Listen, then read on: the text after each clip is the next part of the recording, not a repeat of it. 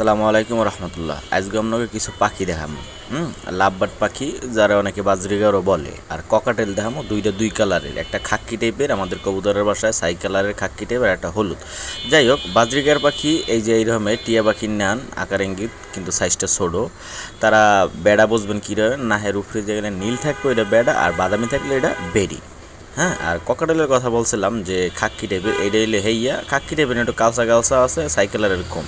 যাই হোক, এইটা হইলে আমরা যে বেডি, আর উপরেরটা হেইটাও বেডি।